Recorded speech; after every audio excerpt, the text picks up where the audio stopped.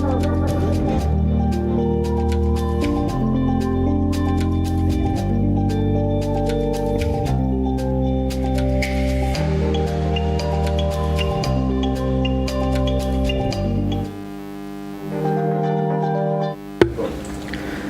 morning to all.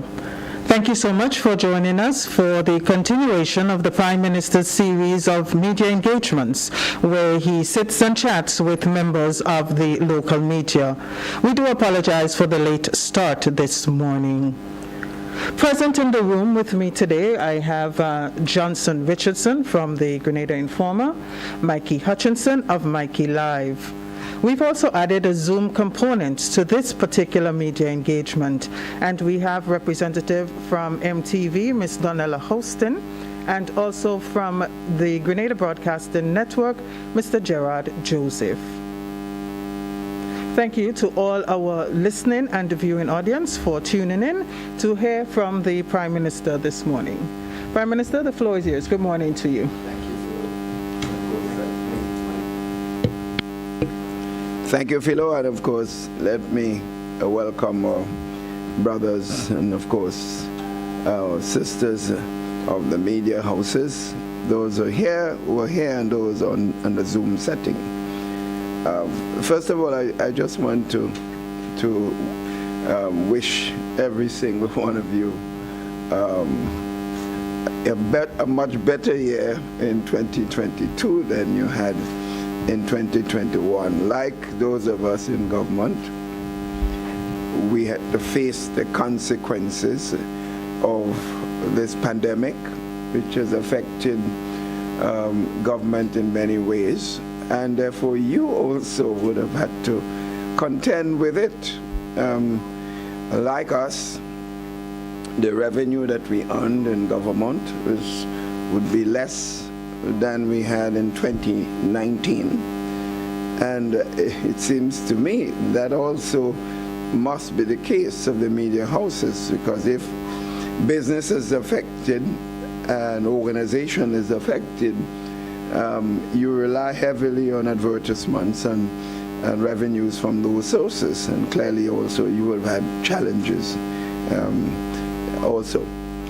It is in that context we see the pandemic that we are facing as a country, and of course the entire world, is a responsibility of every single person. And therefore the media houses have a major role to play, because as things improve,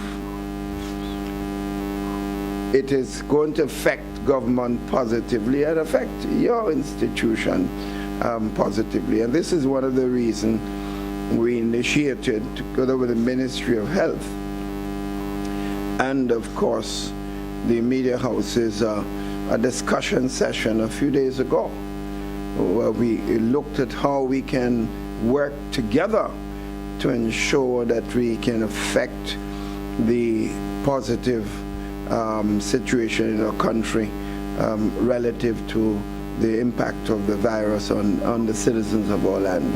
And I must say it was a very important meeting, and I just want again to compliment all the media houses who found the time to be there to participate in that event.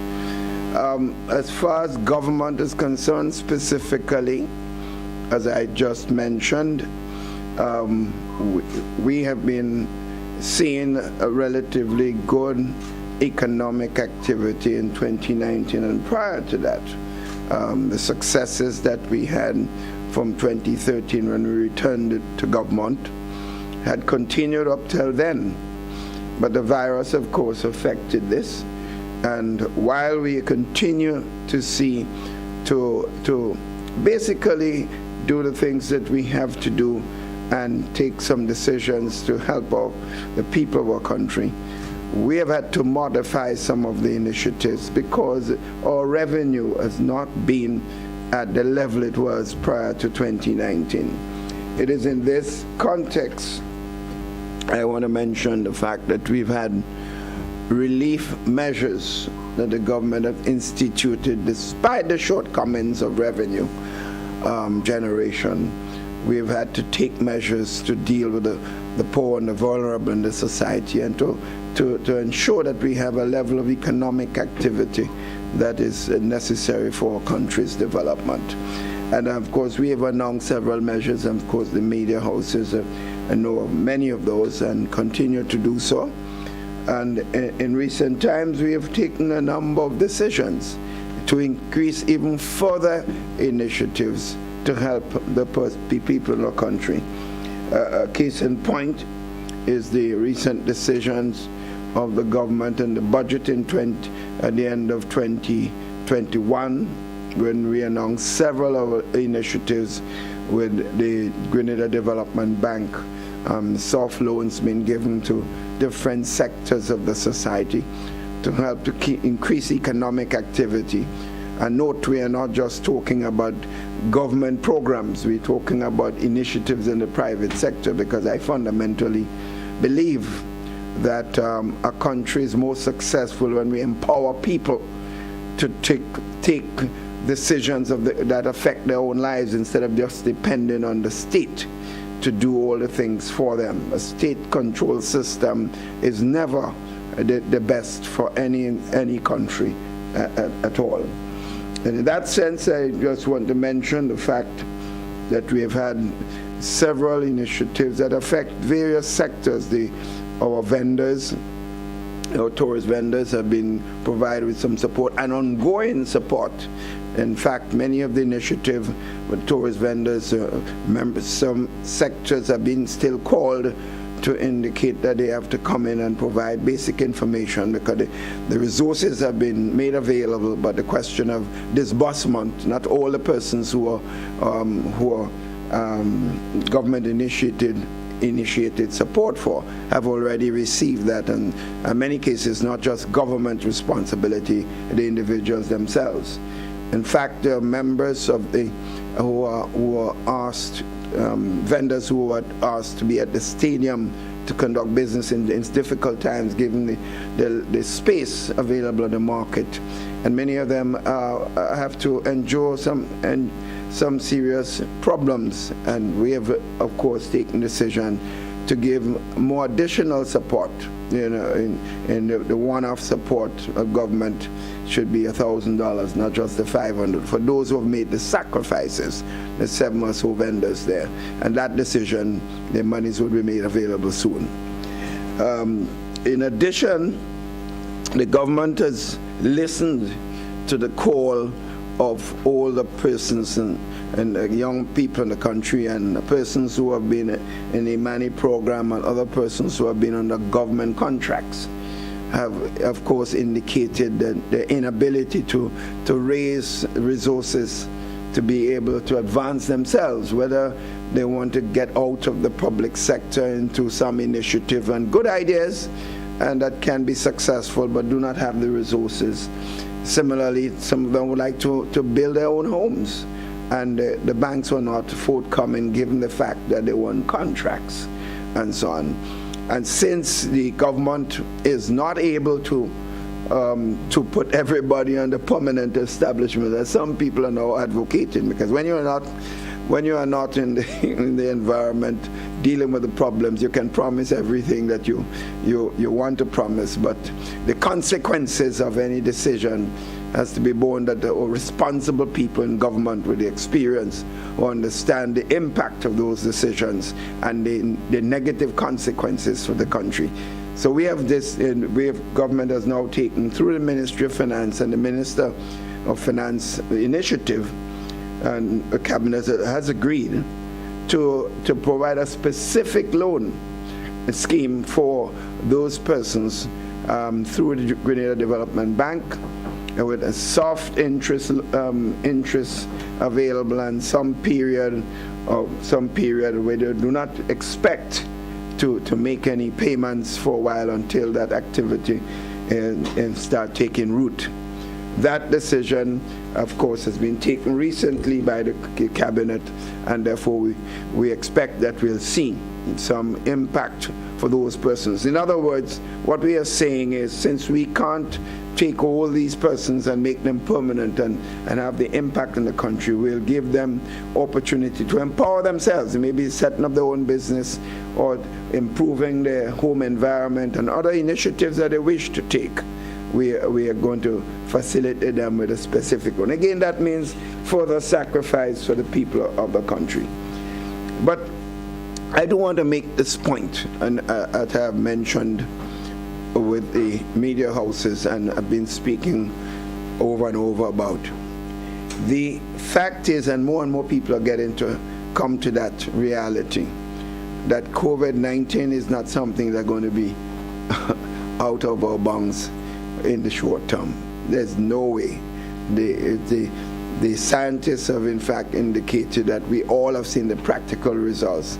Today is one variant, tomorrow is another one, and the next day is another one. The good thing is, in one sense, if there's one saving grace, is that the last variant has not been as potent in terms of affecting our health as the previous one, but it's still a problem of health. Even the common cold is a problem of health. So therefore, it must not mean because we have not seen the level of hospitalization and deaths that we should become carefree. And I have noticed in my going around the country that we seem to be thinking that things are now back to normal, and I see not the level of adherence to the protocols that I believe we all should. The fact is, COVID-19 is still there. It can affect us. And in addition, I have met a number of my friends and supporters and people in the country who have said to me, the reason when I ask, why are you not vaccinating? And the reason is I have some health problem, some health conditions. Well, let me see this. It seems to me the more health problems you have, the faster you should take the vaccine, because in fact the statistics have shown that the persons that are getting sick, even with Omicron virus, are the ones that are not vaccinated. We know the statistics of the Delta virus, that has been the most potent one that since this whole COVID-19 started, has been the one that been killing more and has making people very sick, the ones that are not vaccinated. And that's over 90-something% of the persons who have had problems. And even the ones that have been vaccinated have been people with serious medical problems facing them. So in effect, what we're saying, get vaccinated. And I think we are looking at all sorts of ways. We will try all different things, even incentive with giving resources for people who vaccinate. That has not worked. We have to continue to try, and we want everyone to be involved in this process. So that will be what I would want to see as an opening statement, my friends, and therefore, once again, I welcome every single one of you to this special first of the year, 2022, press briefing, a press conference, or whatever you want to, press interaction with members of the media. Thank you very much, Prime Minister. We'll go right away to questions. Johnson, we'll start the ball rolling with you. Thank you very much, Philo, and let me say how happy I am to be here, Doc. I want to wish you a pleasant 2022. Great health and every success that you endeavor. As I was given the ball to bowl that first delivery 2022, I welcome that. You know, Doctor, you mentioned the issue of revenue flow, and this has been a problem, and of course, yes, linked to COVID and so on. My question though is, for the past a number of years, we have had discussion on the issue of marijuana, the decriminalization or legalization of marijuana. St. Vincent recently recently had their first shipment, I think, to the EU. And a number of countries moving in that direction. Given what is happening on the ground in Grenada, I know you would have taken a particular position on marijuana, its uses and so on. Assuming that your party win the next election, can you say what your policy would be like with respect to the use of marijuana going forward? First of all, let me welcome you, Johnson. I must say I like your green shirt.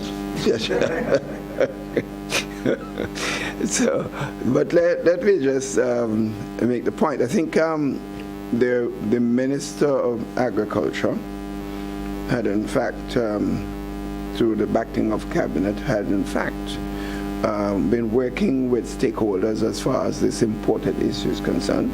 I've already said my views on the use of marijuana have been changed to some extent over the years. If you had asked me this question 10 years ago, my flat answer would be, I'm not in that. But clearly, like everything else in life, you become more informed, circumstances change and change your own views, and you have to be man enough to admit when your views have come around to a different position. And we have taken, there's a paper already that went to Cabinet. After discussion with at the regional level, stakeholders have been involved, and our position has been informed by some of this discussion and the discussion with the stakeholders. And that paper has been will be laid before Parliament for public discussion before it becomes law. And therefore, that is not a wait for the next election. We are not waiting. When you have an issue of importance to the country economically and otherwise, we should not be thinking about votes in the process of making that decision. And as you know, this government has been always clear that what is best for the country has to be best for any political party. And therefore, we have to show the courage and the necessary guts to make decisions that are not necessarily popular with everybody, but what is necessarily in the best interest of the country. So our position is clear. It doesn't have to wait on anything. In fact, it may even happen before the final decision, before a general election. So we support limited use of marijuana for medicinal purposes and other basic purposes that's required. Just like, as you know, Johnson, even the use of alcohol. I don't support alcohol being freely used all over the place. We decriminalize alcohol use, but at the same time we encourage people not to abuse it. And the problem I have with the possible abuse, and we have seen the negative effects on some of our young people and other people in the society by the misuse of marijuana. We have seen the effect of this negative consequences by the misuse of alcohol. Some of the biggest problem we have had over the years in family structures and so on in the society has been people who have abused alcohol. Instead of using it for social interaction, they use it almost like for breakfast, lunch, and dinner. And therefore they have devastating consequences on the health of individuals. So I treat it in the same way I would treat the question of the use of alcohol limitedly and so on. So that's our position as far as that issue is concerned. Sure, thank you so much. You can take another question, Johnson, and then we go over to Donella, live on Zoom. Okay, my second question, Doc, I've followed your stint in the political arena for a number of years, right? You have been there and you've done almost everything in politics. You now hold a position of acting minister, minister with responsibility for youth. Yeah. Are you satisfied, Doc, that young people are taking up their role and responsibility in politics, frontline politics? That has been a concern for years and so on. And as minister responsibility for you, are you satisfied the movements towards the political field for young people in Grenada? I think I would say to some extent, yes. The question is how we define youth. In the definition of youth is usually said between 18 and 35. That's the age group that can vote. But some people are calling themselves youth at 44 and 50. Well, I mean, anyone could claim. I could claim to be a youth because I feel youthful. So, but the fundamental thing is that I think involvement in politics does not to be something that somebody create for you. You ought to want to be involved in the political life. There's some perception that being in politics is a nice thing and that it's anyone can do it. I don't share those views. I always caution people. You have to determine that is what you really want to do. And over the years, I've seen a number of young persons. If you look at our own political organization, we have a number of people in the Senate that we have appointed, considered to be young. Minister Kate Lewis is a person who's just come into the field, considered to be young.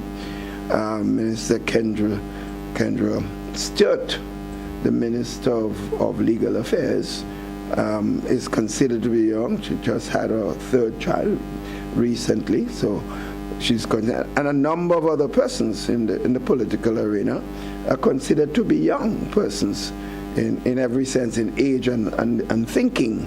And I think that is something. But clearly, I would support any young person that demonstrate interest. There are a lot of programs the Ministry of Youth has implemented that encourages young people to think on the political arena. And that is something I think you would see probably more and more about. I just want to remind people, when I was growing up, I always felt a strong interest in community and social life, and I was involved in a lot of activities. And I had strong views and issues. But I never gave it a simple thought that I would ever been directly involved in politics. And I went to the University of the West Indies in 1968. And for the 3 years there, people know me, my interest was academic and sports, playing at the highest level in Barbados is cricket. But the people, the Grenadians on campus that were involved in student life, political life, it was not Keith Mitchell. So, in fact, many of the people that knew me then told me that they're a bit surprised that when I went back to Grenada, that I was involved in politics. But I think it's something that grows on you over a period of time, and I think it's something I'm seeing more and more of this. And I believe we'll see continuously more and more of this. The one caution is, I hope that people who go into politics must understand what political life is all about. I get the impression sometimes some people enter political life because of the fanfare and the ego and being in charge and the traveling, the nice life. The perceived nice life. I would say to them, be very careful about that. Make sure that you are prepared to make the sacrifices necessary. I give you a simple example of what I consider a tough act of political life.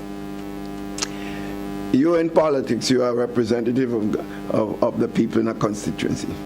Everybody that looks for something comes to you first. They don't go to the businessman first. They don't go to other persons who might be considered to be more resourceful than you are. They come to you first. And sometimes the pressure is that if you don't help me, I won't vote for you. So the pressure is there. And the point is, let's the government move to increase the minister's salary by 1 cent. You hear noises all over the place. The people in the public service could earn twice as much as a minister. Nobody says a word. But let a minister get $1 increase, and you hear noises. So I'm saying if your interest in politics is about the nice life, think twice. be prepared to make enormous sacrifices. I just gave an example of what I was talking about. Thank you very much, Prime Minister. We'll go now to Donella Hostin, MTV. Donella, good morning to you. Good morning, Dr. Mitchell, and Happy New Year to you and my colleagues. My question is on agricultural sector. We have heard in the last budget that the agricultural sector has been given an increase. But can we expect to actually see a physical difference? Because we've been hearing the talk about things going to be happening in agriculture, but we're not seeing that being implemented, particularly in Pridi-Alasani area. I remember the Minister of Agriculture speaking about Pridi-Alasani and saying that it is not really being seen within the police force as a serious issue, serious enough. Can we expect what to be done to help our farmers going forward for this year? I understand the point being made, and that question has been asked very often over the years. I think that one thing to look at government investment in agriculture must not be seen in the context of some line item in the budget, because for example, under infrastructure, you will see millions and millions of dollars in roads, feeder roads, farm roads for the agricultural sector. And people go around the country, some people when they return home after years abroad, they're shocked. Some of the areas they see concrete roads and paved roads that leads into serious agricultural activity. So that, of course, facilitates the more productivity in the agricultural sector. The question of investment also in training has been a factor. The Ministry of Agriculture has been involved. The Minister of Agriculture, Brother Peter David, has been articulating many initiatives in the area of particularly dealing with the issue, the vexing issue of Pridi-Alasani. We know that's a serious problem. And the courts, we need the courts to understand the seriousness of that issue. Remember, the government does not control judicial system or the judiciary, and therefore the courts have to also, when people are caught, do what it's supposed to do, which is institute severe penalties for persons who are depriving a farmer of his livelihood and creating real difficulties for people who invest their sweat and resources into the sector. So that is certainly an area. The marketing board is clearly an issue. I think over the years we've seen the marketing board moved away from its fundamental responsibility, which is helping the farmers more and providing the kinds of incentive necessary. That is an area the Ministry of Agriculture, the Ministry of Finance, and the government as a whole have been certainly moving to deal with, to revamp the marketing board, to make it more responsive to the needs of the farmers. So that these are just some of the issues that we think that the government is doing. But we understand the frustration of the farmers. We understand the need for us to do more. One of the things I want, my dear sister Hostin, sometimes we rely on those persons in government for a solution to almost every issue.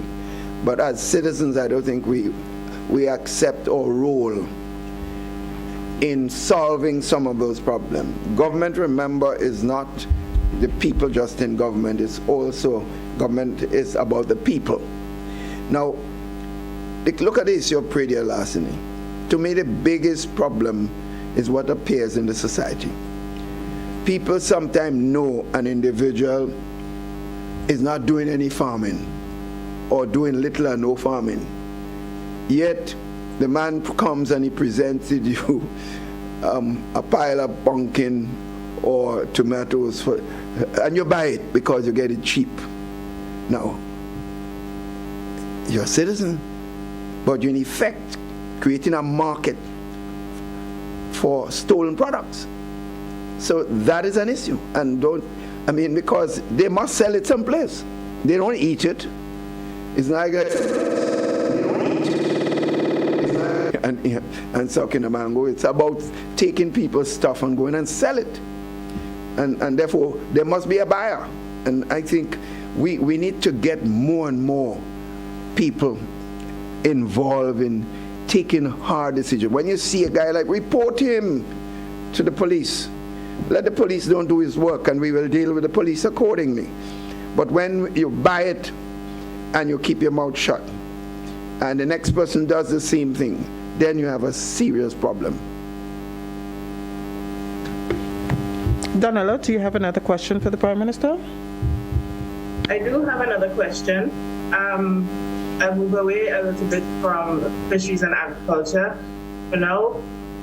With the number of COVID cases increasing, I know we don't have hospitalizations and deaths as we had in the last week, and there are people asking a lot of questions about whether we are not going to have carnival and independence celebrations were going to be, if that is going to be held.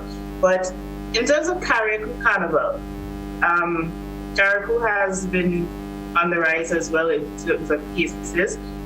Do we foresee Carriacou having carnival this year or some activities? I know there were meetings held with artists and so about it. Can we expect to have some sort of celebration in Carriacou? First of all, let me say that most of the independence activity will be, in fact, virtual. We just had the October 25th Thanksgiving, and the Conference of Churches and the religious community accepted and were part of the decision to have a virtual Thanksgiving.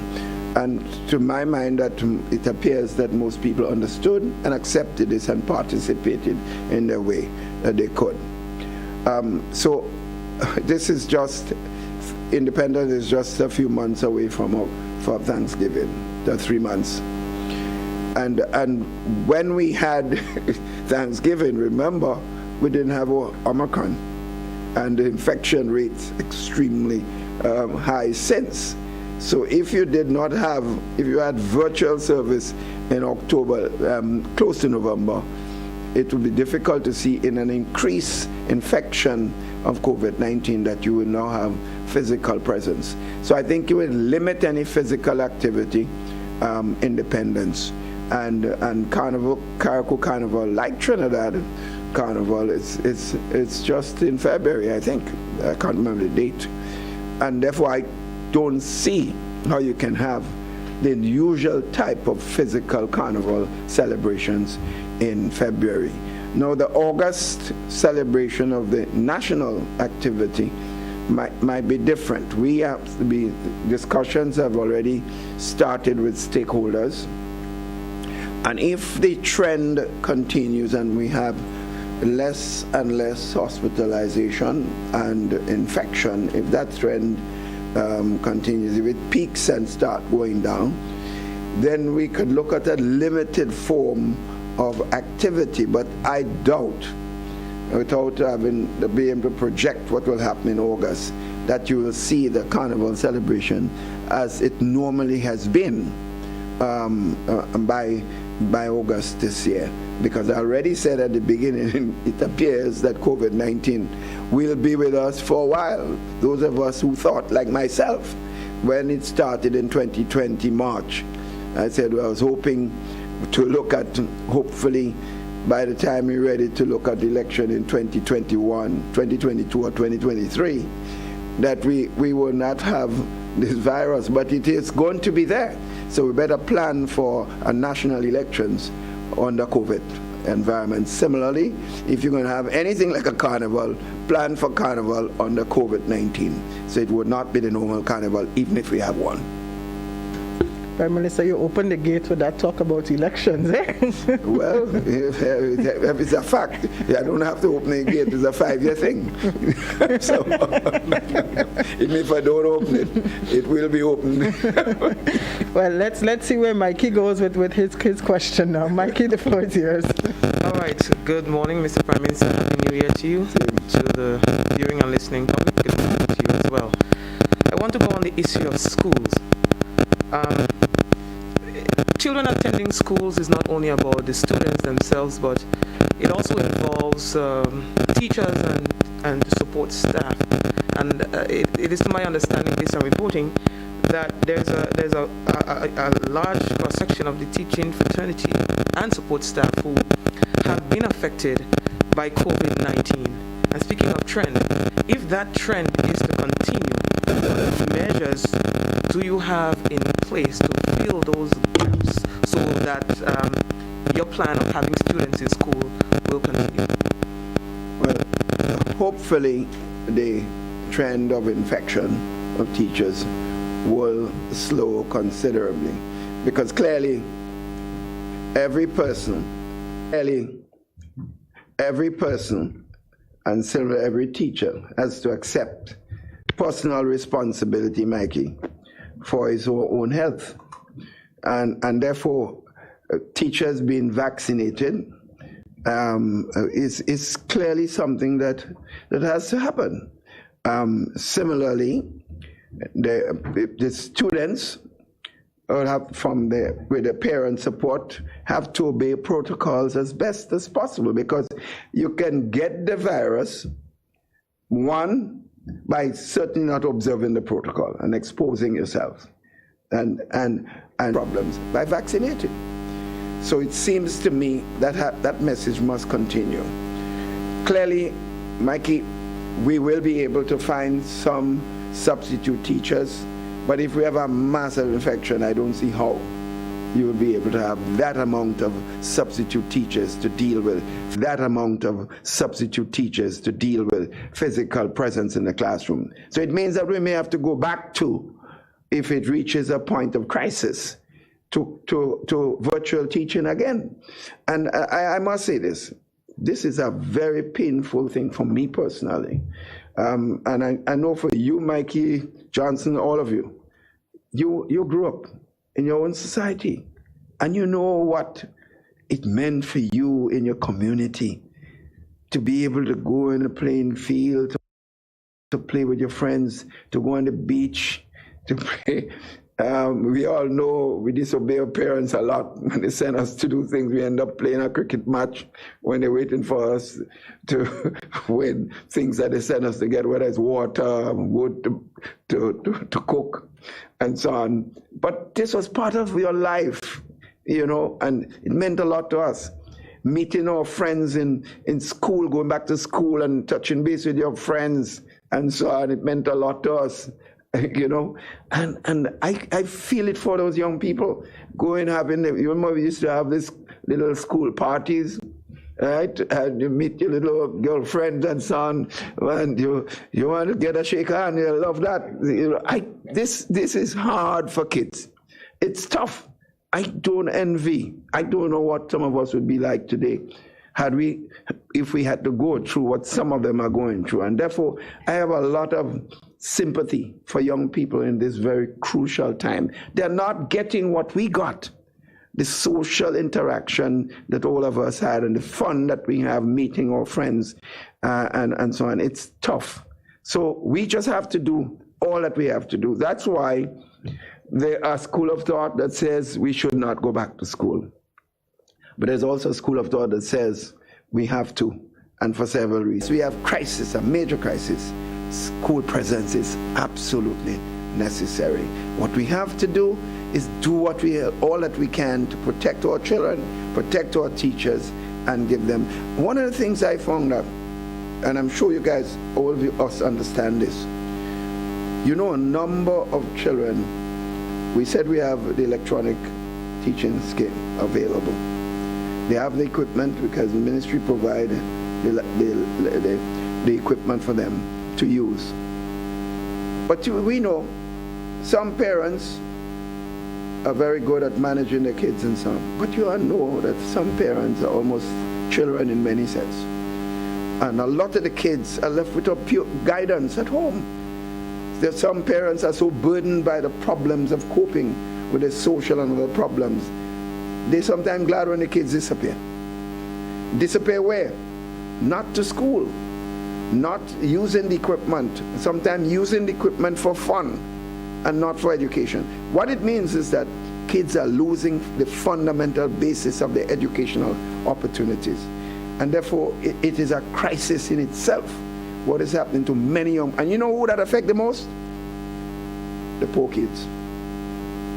The poor kids who need the education initiatives and support more than those who come from family environment where the strength of the father and mother is available to help and support them, and where their own understanding of the value of education is prevalent. Mikey, do you have another one? I certainly do. Well, Dr. Mitchell, thanks for that response. The infodemic, as we would say, is one of the reasons for the lack of penetration of COVID-related information. But what I've observed too is there seems to be some sort of mistrust in your administration and the message as it relates to COVID-19 and other related matters. I mean, what would you say is the reason for that, providing that you agree? No, I tend to agree that there is a problem, information deficit. There is a problem, information deficit in the country. There are a lot of reasons for this. Some could be blamed on the government message, and we are not perfect. And in fact, every day we're searching and looking for ways to improve our messaging. But you have to realize competing with social media and all the misinformation is a task I don't think any country or any government or business have been able to meet adequately the problems that they are confronted with social media. And then you have a lot of persons who see it as an opportunity to get some fame through misinformation and providing all sorts of what I consider foolishness, but goes down as important as message. And you're competing against this, and you and I know negatives are always getting a lot more attention than positives. That is well in life, in anything. So I think it's a combination. What we have to understand is that where we need the collective support of all stakeholders. The churches must have to do more, the government has to do more, the trade unions have to do a lot more. The business community have to do. We all need to do a lot more to confront this fundamental problem of getting people to understand the seriousness of this. You remember when Delta was raging and people in hospitals in large numbers and dying, people are running to be vaccinated. As soon as that died down, people, and when I drove around, I saw a lot of people in masks. What happened when it appears that we're past that crisis point? We see people going back to the normal behavior pattern, which is not observing protocol and certainly not wearing a mask and protecting themselves. Thank you very much, Prime Minister. We go now to Gerard Joseph. Gerard, good morning to you. You may go ahead with your question. Hi, good morning. Best wishes for the new year. Mr. Prime Minister, I would like to piggyback off a question or a follow-up from Mikey's question on vaccination within schools. You would have highlighted the need for teachers to be vaccinated, but how about students? Because they also spread the viruses. And whether you're vaccinated or not, if a teacher is vaccinated, she or he could still spread the virus, as well as the students are continuously spreading the virus. Recently, during the Senate debate, Senator Diali, Private Secretary Senator Christopher Diali, had called for students as well as teachers to be vaccinated. What are your thoughts on students being vaccinated, those from 12 to 17, that age group?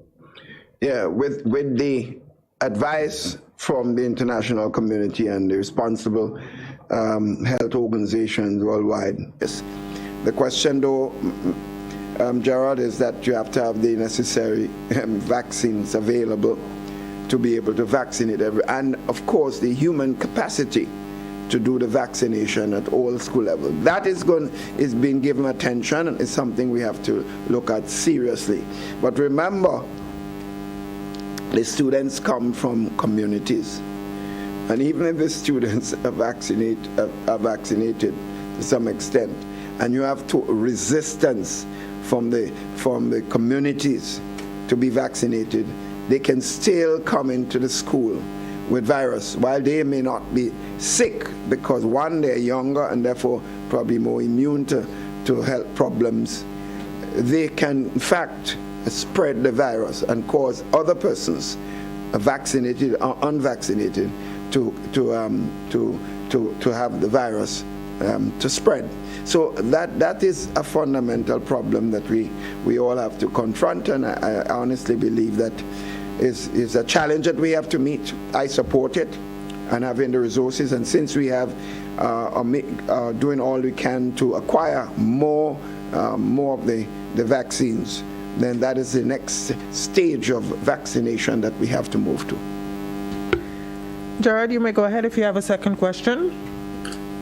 Yes. Mr. Prime Minister, also during the Senate debate, Senator Chris Diali had called to forget the oil, but don't forget the natural gas. In terms of natural gas to power electricity at Grenlec and other gas. Vaccination. In terms of natural gas to power electricity at Gerard, Grenlec you may go ahead and if you have a second question. Sectors. Yes. Is that a viable option for Mr. Prime Minister government at this time? How difficult also during the Senate debate for natural gas had called to forget the oil, but don't forget the natural gas. Leave it out. In terms of natural gas to power electricity at Grenlec and other get investment sectors. in that sector. Is that a viable option for government at this time? How difficult it would be to go for the production natural of gas wells and leave out the oil? Millions of dollars for one well. And I wouldn't say leave it out. That the world is told the ability to get the investment that we have to move away from fossil fuel because it costs a lot of money to fossil fuel itself and even gas production of wells, which is of course a lesser problem. Millions of dollars for one well. So that the excitement to know that the world is being to invest large sums of money, and the agreement into those sectors that we have to move away from fossil fuel. Still a possibility because we're talking about some countries looking at fossil fuel itself and even gas to move into alternative and lesser problem than fossil fuel. Gas. So that Grenada's take the position over the next 20 years or so. We hope to do so. So clearly the interest and the financial reward for people investing in that sector is not as high as before. So I understand the point Senator Diali made, but if it was made 34 years ago or 20 years ago, it probably may have more it would be sounder than it is at this particular time. Thank you, Prime Minister. We go back now to Johnson. Yes, sir. Only want to ask you about a question about youth and their involvement in politics. And I ask the question primarily because I, as a Grenadian, I'm not happy with the level of welcome or response that was given to. Well, you may say 44 is not young, but it's right on the fringe there. And of course, the welcome that was given to a young man who said, and I asked the question primarily because I, as a Grenadian, I'm not happy with the level of welcome or response that was given to. Well, you may say 44 is not young, but it's right on the fringe there. And of course, the welcome that was given to a young man who said to the Grenadian people, put up his hand and saying that he's ready to serve the country. I'm yet to hear any politician come forward and say, well done, or you've done the right thing, and so on. I don't know if that's play is I know politics is hardball. Normally, or you play cricket, so you know when a batsman come to the crease, if you're a fast bowler, you greet him with a bouncer or something like that. But the political arena might be a different stuff here. I'm here to hear any and from both sides, be it the NDC and of course the NMP, to congratulate, and that to me sometimes acts as a deterrent for young people getting or wanting to get involved in politics, and I think this to me is a concern. But from where you sit, do you see this as a move to encourage young people to get involved in politics, or would you say that's the political game and that's how we play it? No, the first point I really need to make, I did in fact congratulate the individual for his entry and for entry and the NDC for looking to fresh blood. I didn't make that point, but the issue is not about individual, because the individual must stand on his own standing, whether it's 20 years, 40 years, 35 years. It's about his own standing. And if I'm a voter, I'm not voting for you because you say I'm coming into politics. I'm voting for you for what your intentions are for the entry into politics. I made the point earlier on. Some people get into politics, and I'm not saying the individual is that. So that is something that will be judged later. You can't judge him. I would not be excited if I'm an NDC person. I would say, yes, that's an opportunity. But I want to see your performance. I want to see your vision, and I also see your actions in politics. Johnson, I always make the point, and I tell people, even my own supporters, the only time you get to know an individual is when you give him power. That's been my experience. A lot of people talk nice, big speeches. They criticize everybody else in a position of power. You give them power, and you see what they do with it. It's far worse than the person who was there before. So it's not about the entry of an individual. It's about intentions for service, for sacrifice, because it is a sacrificial job. Remember, it's not a job for those who want to feel that the niceties. And I mentioned the same point I'm making here now. I've made it earlier on. So it's not about individual. I had to be judged based on my performance and hard work and commitment to service. And I assume everyone has to be judged on that basis.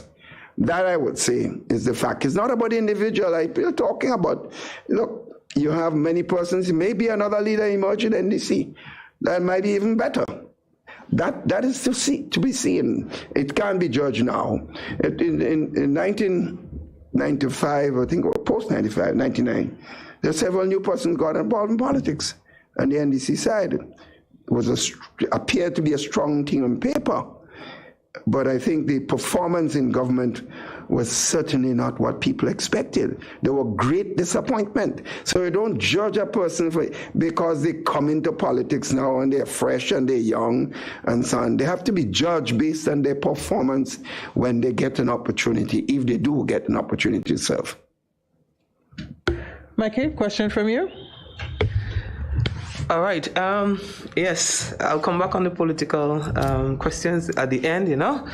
All right. Well, we're almost at the end. We're almost at the end, yes. As my last question, but I want to go back on the issue of COVID for a while. Mm-hmm. Now, we haven't seen the government implement any sort of restrictions amidst this current spike. Can you share with the nation your rationale for so doing, or for not implementing any restrictions thus far? We have restrictions in place, maybe not new ones, because we don't think it's necessary. We have to understand, this virus asks us to look at two fundamental issues: livelihood and life, right? I just mentioned what's going on with young people, the restrictions that we had on them. The average man going through a lot of trauma. This present situation has provided, Mikey, a lot of social problems for people at all levels in the society. I've heard statements made by some family members that older members have in fact become psychologically affected by the fact that they have to remain in a house. On times they should be more out doing things that they're accustomed doing. And some of them have passed away because of the limitation of that outside experiences and so on. So we have to deal with the consequences of restrictions on the society as a whole. And if life is not in danger as it used to be, the question, therefore, is putting additional restriction and creating more trauma in the society, psychologically. Does that worth it?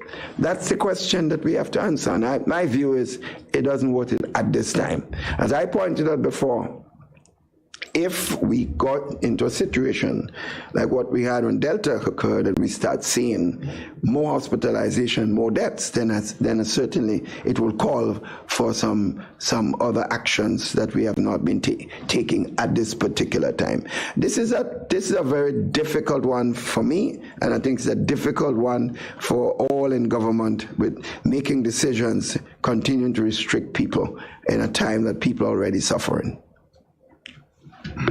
Thank you very much, Prime Minister. We go next to Donella Hostin. Donella? Hi, good morning again. So my question is on COVID again. We see the unemployment rates staggering because people are losing their jobs for different reasons. They don't want to take the vaccines, whether it's religious reasons, medical reasons, or otherwise. And it seems to be affecting our poor population. And what measures are being implemented to assist these people who cannot take the vaccines and their livelihoods are being destroyed, basically, simply because they are not able to take it or they do not want to take it for whatever reason they are not able to. Well, Donella, I hear you loud and clear. The point, though, is, first of all, I have not seen any mass loss of jobs in any sector. Not a mass. You have had some, and that's a conscious decision by an individual. Now, if you were told that first of all, the scientific evidence of vaccination is strong in favor of vaccination. No one can tell me otherwise. As a person of science myself, I'm amazed at some people refusing to take something that can protect their own life. So I can't agree with you. So I cannot give you incentive for not vaccinating. I will not be dishonest. I'll be very dishonest to say I'm going to create a program to help you for refusing to do something to save your own life. I will not do that. If you want to vote against me for this, and I'm talking to people who think like that, then that's your right. But I can't, in conscience, create something to encourage you. In effect, that I'm doing, encourage you to destroy yourself and your family. I'm not going to be in that. Some people might be prepared to do it for a vote. Let them do it. But I am not going to do it. So my urge is protect yourself. Now, if just vaccinating and because when you go to the job, it's not just about you, it's also about the persons. Now, you are a sportsman. You're on a cricket team.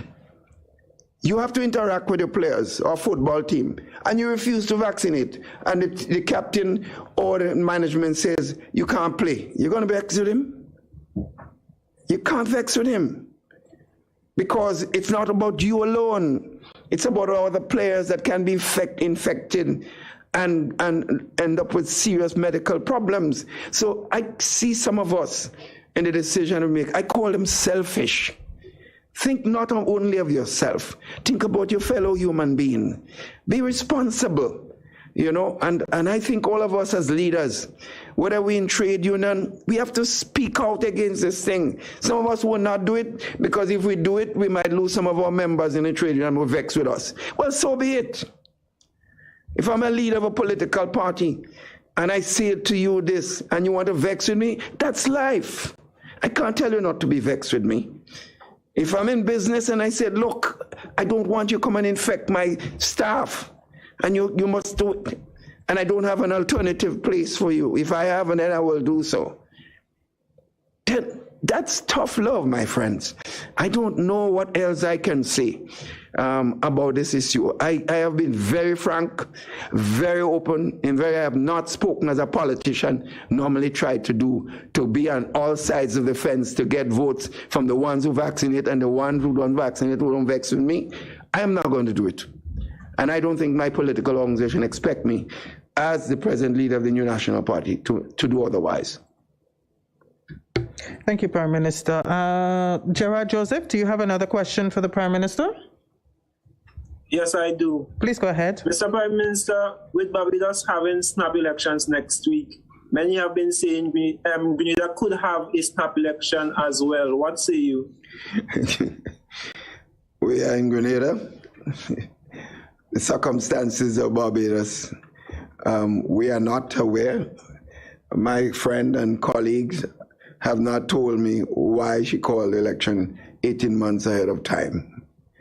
And therefore, Grenada will make its own decision in what is considered its best interests, and so on. And I just want to add this. There are those who are saying the opposition is disorganized and blah, blah, blah, blah, and you should call it now. That means we should take advantage of the opposition. I don't share that. An election is called for improvement for the people of the country, not just for a political party to get advantage over the next one. And in any event, you had 14 out of 15 seats. You had all 15, and somebody left. One person left. You can't get more than 15. So if we're talking about political advantage, what's the point? So the decision to call election will be based on what is necessary at a given time. And I have consistently said that when we call an election, of course we use the advantage of incumbency, but it will only be in the country's national interests. Thank you very much, Prime Minister. We'll take two more questions, one from inside the room and one from online. Gentlemen, which among you two will take the last question? I have a question for the PM. I don't know. We can share the time with Johnson because I don't want to deprive you just the same. Dr. Mitchell, your words, and you seem to be speaking from your heart, so let's stay on that path, right? Yes. You said frank and very open. Yes. So let's be frank and very open as it relates to the whole process of succession planning. Yes. And I know you have stated that you would like your colleagues to make a decision on who is to take the party forward after you have left your position. What the nation would like to know from you, though, Dr. Mitchell, as not as a Prime Minister, but as Dr. Keith Mitchell, who would you like to see as a leader of the New National Party? Well, you asked me to be frank, and to me, that question has to be answered by the people of the New National Parties, the supporters. But I'm asking your opinion. You? No. I'm saying if I speak to say I want X, it's like I'm sort of dictating, because given my influence on my political organization, it'll be very difficult to see the freedom of people go into an alternative choice. So I would not want to do this. I would not tell anyone what I perceive. I have my views. I have seen my colleagues at different levels. In any event, let's accept this. I have said that in the period of the new term in government, assuming that we are re-elected, and I feel confident about that re-election, but that's the choice of the people. I have said that that would be the period of transition. The process of transition in leadership is a continuous process. We've been doing that over the years. Who is to say that that suppose the people decide when the time comes that it's not just persons in government at the time should lead the new national party. It's open to supporters at all levels in the political organization. So that is a point that we have to look at. There's a perception that we must choose somebody from inside the party in government at this time. I don't hold that view. And I think members know that I have expressed those views consistently. But people are seeing individuals, people know individual services over the years, and they have that responsibility to make that choice. And the party will do that. One thing I could promise you, we won't paratroop anybody into the new national party. A person will have to show the mettle. They would have to come in and show some consistency of work and evolve through a particular process. That is what I could promise you. If that is not being frank, I don't know what else to be frank. How else to be franker? Okay, Prime Minister, we'll take one more question. Gerard, I'll give this one to you. You have the final question of the morning. Thank you. Mr. Prime Minister, there are reports of a casino coming to Grenada. Many are concerned whether there were any discussions with religious stakeholders on the potential impact on society. What say you on that one? Well, Gerald, I think you're ill-informed. We've casinos all over the place in Grenada already. They don't want unbanned. They're there. The law is already in place. We've passed the casino legislation already. The question is attracting bona fide investors who would be responsible in protecting the social life of the country. So that is in place already, Gerard. I think you may not be aware of this, but that is already in place. So our policy in casinos has already been laid down, just like the policy on marijuana. Johnson, I'm surprised you didn't tell me something about West Indies cricket. I'm very surprised. You don't want, you like many other people don't want to talk about that.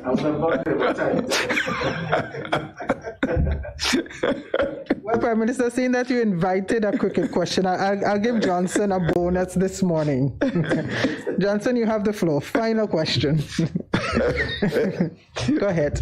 Mr. Prime Minister, what I want to ask about cricket, I know West Indies is I saw them playing without sponsorship, and you've been an ardent fan and supporter of West Indies cricket. That is a major concern, yes. And a lot has to do with the product.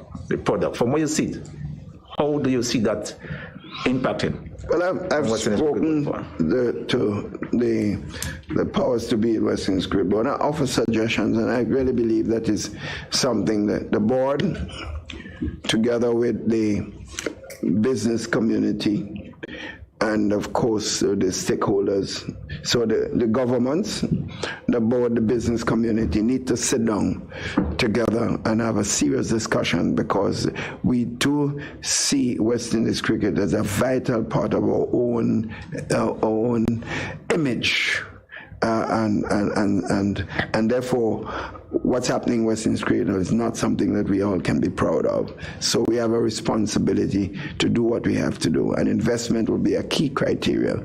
But the whole question of attitude of our players and so on also will play a most important part going forward.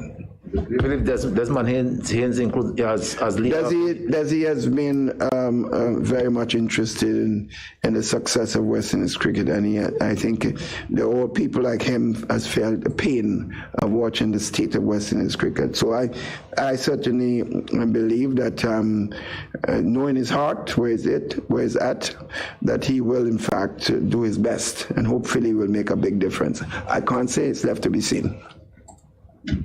Prime Minister, you have the floor, and it's time for us to wrap up. Any final thoughts or comments? Well, not just to say that I enjoyed the session of being open and frank with our media houses.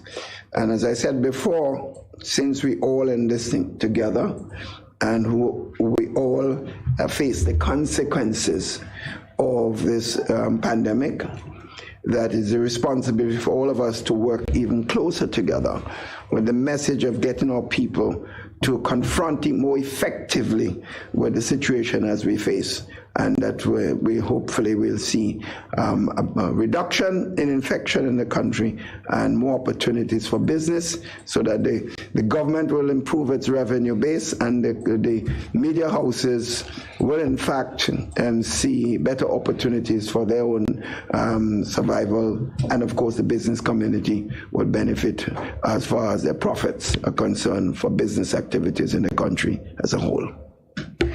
Thank you very much, Prime Minister. Thank you to the representatives of the media in the room, Michael Hutchinson and Johnson Richardson. And via Zoom, we had Gerard Joseph and Donella Hostin. Thank you so much for joining us this morning. We will see you again next time when the Prime Minister continues his series of media engagements. And it could very well take a different format, but we'll keep you informed and invite members of the media accordingly. Until next time, continue to be safe.